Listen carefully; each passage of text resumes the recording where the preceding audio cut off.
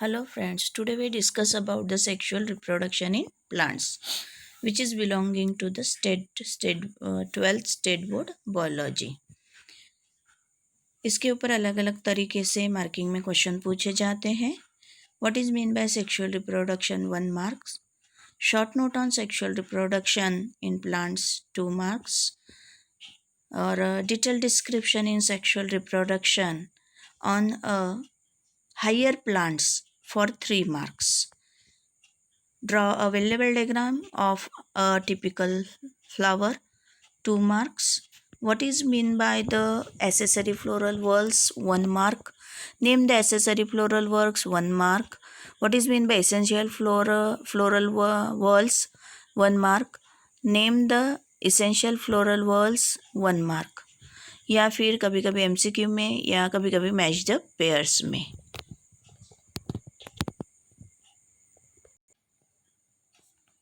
1.8 as sexual reproduction. सबसे पहले हम इसका डेफिनेशन देखेंगे. What is mean by the sexual reproduction?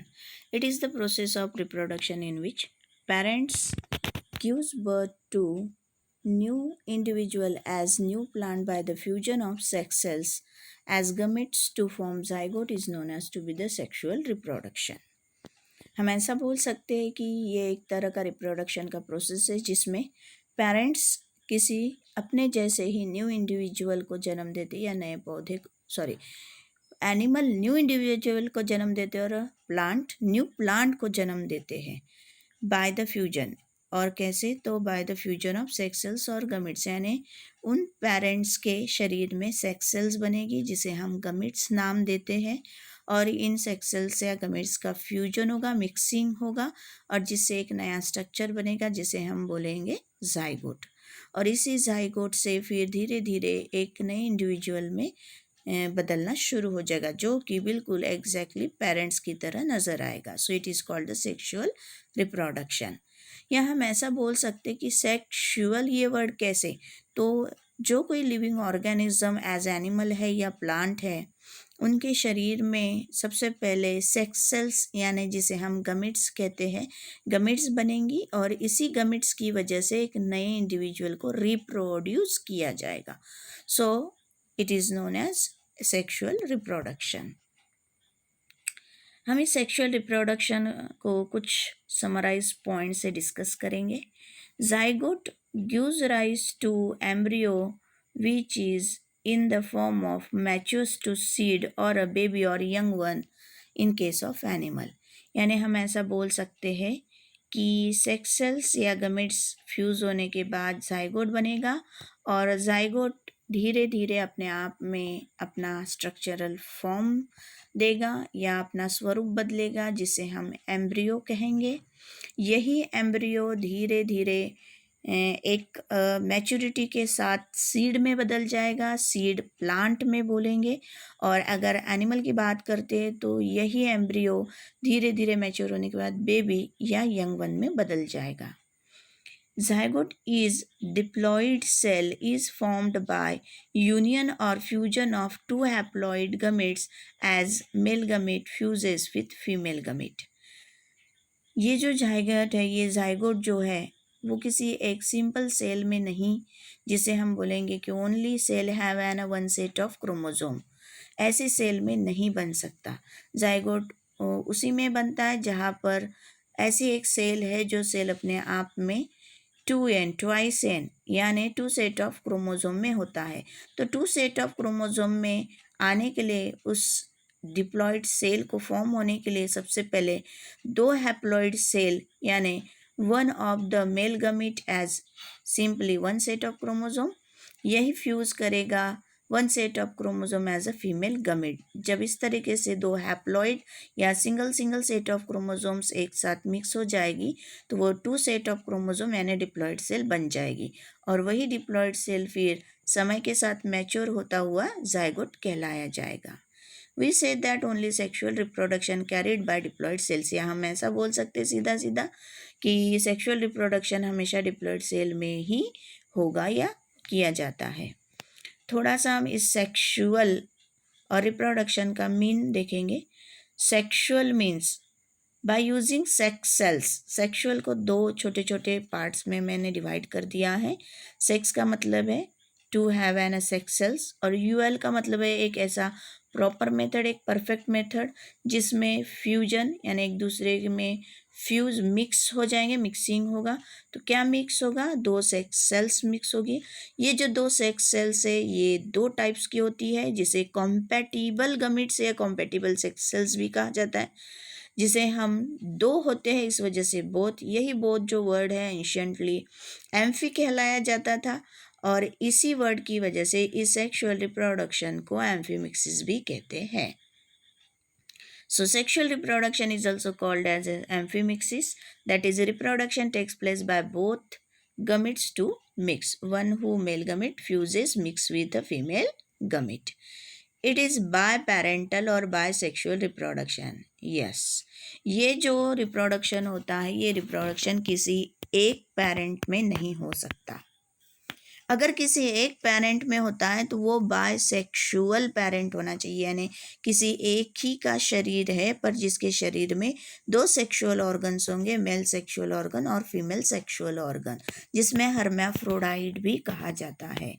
या फिर दो अलग अलग शरीर होगी, one who called the male sex body and another one who called the female sex body. दो अलग अलग पेरेंट कहलाए जाएंगे, और ये दो अलग अलग पेरेंट अपने शरीर में दो गमीट्स बनाएगी, और दो गमीट्स बाय नेचुरल फ्यूजन से फ्यूज होगी, और इस तरीके से एक नए इंडिविजुअल को जन्म दिया जाएगा। So may be called as biparental और by sexual reproduction. Reproduction occurs only by fusion of both compatible gametes.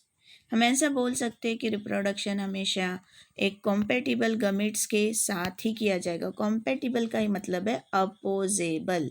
Opposable, one who male gamete oppose to another one who female gamete, यानी दोनों अपने आप में एक दूसरे के compete होते हैं। सो it is called the compatible gamete. Male gamete fuses with not a male gamete, and female gamete not fuses with a female gamete, यानी हमेशा fusion male gamete with female gamete ही होगा। Such a gamete is also called the reproductive cells और germ cells। इन्हीं gametes को reproduction देता है, इस वजह से रिप्रोडक्टिव सेल्स, यही किसी नए को जन्म देता है, तो इस वजह से इन्हें जर्म सेल्स भी कहा जाता है। हम जो सेक्सुअल रिप्रोडक्शन पढ़ने वाले हैं स्पेशली प्लांट्स में पढ़ रहे हैं, तो प्लांट्स में अगर सेक्सुअल रिप्रोडक्शन होता है तो only and only one who called a structure as a flower. In plants sexual reproduction takes place by to have a prominent highly specialised organ called the flower. अब हम side view से एक diagram में सबसे पहले flower को पढ़ेंगे, flower को देखेंगे, उसके नाम पढ़ेंगे, फिर उसके बारे में थोड़ा सा डिस्कस करेंगे। In side view we have to see as a diagram of a typical flower, जिसमें उसके कुछ पार्ट्स हम लोग देख रहे हैं। हम एक खास तरीके से फ्लावर देख रहे हैं। फ्लावर हम बचपन से देखते आ रहे हैं। फ्लावर में हमें इतना पता है कि उसकी पंखुड़ियाँ होती है और उसे पकड़ने के लिए एक ग्रीन कलर का डंठल होता है।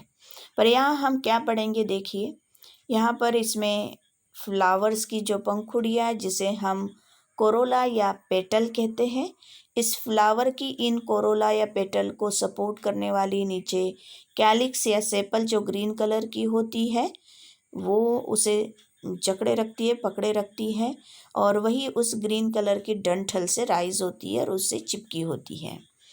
अब फ्लावर के अंदर क्या होता है? इन फ्लावर देयर में भी एंड्रोशियम। एंड्रोशियम यहाँ पर इस नाम से दिखाया गया है, जिसे हम बोल सकते हैं कि एक एंड्रोशियम अपने आप में डिवाइड, कई सारे एंड्रोशियम होते हैं पर जिसमें एक एंड्रोशियम अपने आप को दो पार्ट्स में डिवाइड करता है। ऊपर वाला जो टीप वाला ब्लैक कलर का यहाँ पर हिस्सा नज़र आ रहा है, जिसे हम बोलेंगे एज द एंथर, और उसकी उससे एक बारीक सी नलिका की तरह या ट्यूब की तरह दिखने वाली एक डंठल होती है, जिसे कहा जाता है फिलामेंट। सो एंथर और फिलामेंट मिलके male reproductive structure as androecium बनता है। वैसे ही हम लोग बीच में और एक स्ट्रक्चर देख रहे हैं जिसका लेबल यहाँ दिया गया है, स्टिग्मा स्टाइल ओवरी, जिसे गाइनोशियम कहा जाता है। ये गाइनोशियम अपने आप में 3 पार्ट्स में डिवाइड होता है। जो ऊपर का बुशी पार्ट होता है या स्टिकी पार्ट होता है जिसे स्टिग्मा कहा जाता है, उसी से एक बारीक सा ट्यूब समान या डंठल जैसा पार्ट होता है जिसे स्टाइल कहा जाता है, और नीचे एक सोलन सा ओवल शेप का ओवल शेप, या हम ऐसा बोल सकते हैं कि थोड़ा सा राउंडेड पार्ट में भी नज़र आता है, जो बिल्कुल उस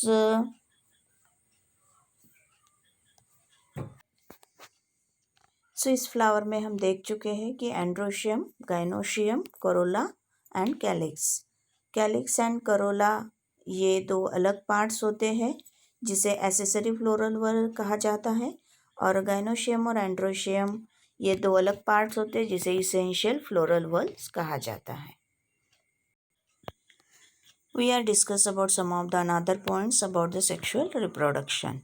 All organisms or plants reach to the maturity in their life before they can reproduce sexually. हम ऐसा बोल सकते हैं कि जिसे सेक्सुअल रिप्रोडक्शन करना है, सबसे पहले उन ऑर्गेनिजम्स को या प्लांट्स को एक उसकी लाइफ में खास मैच्योरिटी आना ज़रूरी है। उसकी शरीर को या उसकी लाइफ में उसे जब मैच्योरिटी रहती है तभी उसके शरीर में गमिट्स बन पाती है। In plants, the end of juvenile or younger plant or immature plant or as a bacha plant or considered as just start a vegetative phase which starts to mark the beginning of the reproductive phase. जब maturity complete होती है मतलब क्या, या उसके शरीर में gametes बनते हैं मतलब क्या, तो हम ऐसा बोल सकते हैं कि प्लांट्स में जब एक एंड स्टेज होती है जुवेनाइल। जुवेनाइल का मतलब क्या है? जुवेनाइल मतलब एक तरह का जस्ट यंगर प्लांट जिसकी इमेच्योरिटी ख़त्म होते आई है और मैच्योर होने लगेगा, या हम ऐसा बोल सकते हैं फिलहाल जुवेनाइल मतलब बच्चा प्लांट, पर अब उसका बच्चा स्टेज चला जाएगा, या हम ऐसा बोल सकते हैं कि उसकी वेजिटेटिव फेज जस्ट स्टार्ट हो रही है जो कि रिप्रोडक्टिव फेज में अपने आप को कैरी करेगा। ऐसे अवस्था में उस प्लांट की उस स्टेज को जुवेनाइल कहा जाता है।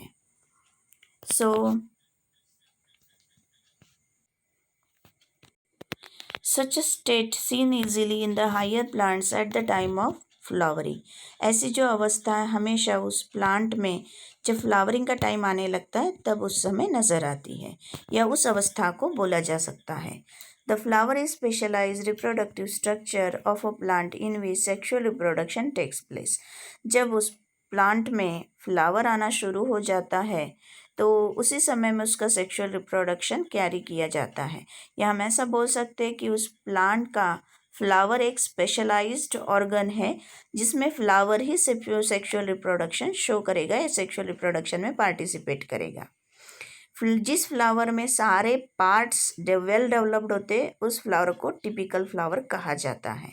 A typical flower have complete parts और well developed consist of 4 different whorls, जिसमें इस सेक्सुअल रिप्रोडक्शन के लिए जो ज़रूरी 4 पार्ट्स होते वो सारे पार्ट्स होते, तो उसे टिपिकल फ्लावर या कंप्लीट फ्लावर भी कहा जाता है।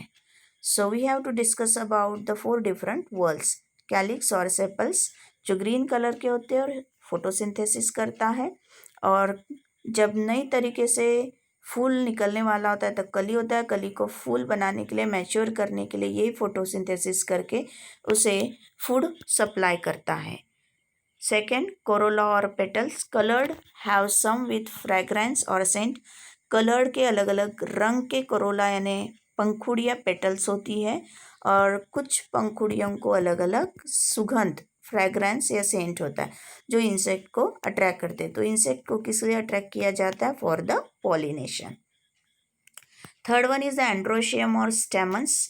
मेल रिप्रोडक्टिव स्ट्रक्चर का काम करता है, या जिसे gametophytic male reproductive gametophytic organ भी कहा जाता है, जो अपने आप में अपने अंदर मेल गैमेटोफाइट यानी पोलन ग्रेन्स को जन्म देता है। यही पोलन ग्रेन्स जर्मिनेशन में जाते हैं तो मेल गमेट्स को जन्म देते हैं जो कि डायरेक्टली फर्टिलाइजेशन में पार्टिसिपेट करते हैं। Fourth one is the gynoecium और कार्पेल और पिस्टिल, फीमेल रिप्रोडक्टिव स्ट्रक्चर जिसे कहा जाता है और जिसे फीमेल रिप्रोडक्टिव या गमीटोफाइटिक ऑर्गन कहा जाता है, जो अपने आप में फीमेल गमीटोफाइट यानी ओवरी या कभी कभी डायरेक्टली ओवरी और इनडायरेक्टली ओव्यूल भी कहा जाता है, जिसे जन्म देते। ओव्यूल अपने अंदर मैच्योरिटी लेती है, धीरे धीरे अपनी अवस्थाएं बदलती है और फीमेल गमीट को जन्म देती है। फीमेल गमीट डायरेक्टली फर्टिलाइजेशन में पार्टिसिपेट करता है। सो इसी के ऊपर से अब हम इनके साइमल्टेनियसली चारों वर्ल्स भी पढ़ चुके हैं और उसके धीरे धीरे हम कुछ साइमल्टेनियस फंक्शंस भी पढ़ चुके हैं। तो इसी फंक्शंस के ऊपर से हम इसके बारे में और कुछ थोड़ा सा डिस्कस करेंगे। Calyx and corolla are also known as accessory floral whorls because calyx and corolla only present to give some of the support to the flower and maybe support to the sexual reproduction। वो ज़रूरी है पर बहुत ज़रूरी नहीं fertilisation के लिए, ना ही डायरेक्ट फर्टिलाइजेशन में पार्टिसिपेट करते हैं। Androecium and gynoecium is essential floral whorls, इन्हें इसेंशियल कहा जाता है क्योंकि एंड्रोशियम गाइनोशियम ये ऐसे दो रिप्रोडक्टिव स्ट्रक्चर है जो डायरेक्टली फर्टिलाइजेशन में पार्टिसिपेट करते हैं। जाइगोट फॉलोज एम्ब्रियोजेनेसिस, जैसे जाइगोट बनेगा, जाइगोट बनते ही उसका साइमल्टेनियसली एम्ब्रियोजेनेसिस शुरू हो जाता है और एम्ब्रियोजेनेसिस से धीरे धीरे उनके प्लांट्स के पार्ट्स निकलना शुरू हो जाते हैं और कंप्लीट प्लांट में बदलना शुरू हो जाता है और एग्जैक्ट आइडेंटिकल कॉपीज जन्म लेती है। Sequential events in sexual reproduction are grouped into 3 distinct stages। हम ऐसा बोल सकते हैं कि जब एम्ब्रियोजेनेसिस होती है तो एक एक अवस्था पार करते हुए एक कंप्लीट प्लांट में या आइडेंटिकल कॉपीज में सीडलिंग में जब वो जन्म लेता है तो 3 अवस्थाओं से गुजरता है। पहली कही जाती है प्री फर्टिलाइजेशन, दूसरी कही जाती है फर्टिलाइजेशन और तीसरी कही जाती है पोस्ट फर्टिलाइजेशन। प्री फर्टिलाइजेशन यानी गमिट्स बनना, फर्टिलाइजेशन यानी गमिट्स का फ्यूजन होना और पोस्ट फर्टिलाइजेशन यानी जाइगोट से एम्ब्रियोजेनेसिस और एक नए इंडिविजुअल प्लांट में बदल जाना। आपके लिए एक छोटा सा एक्टिविटी यहाँ पर दिया गया है जो हमारी 12th बोर्ड साइंस की बुक में है, जिसको आपको कंप्लीट करना है। Label the parts of flower in the given diagram, यानी आपको डायग्राम ड्रॉ करना है और यहाँ पर जो ब्लैंक छोड़ी गई है ये ब्लैंक कंप्लीट करना है, लेबल करना है। Thank you.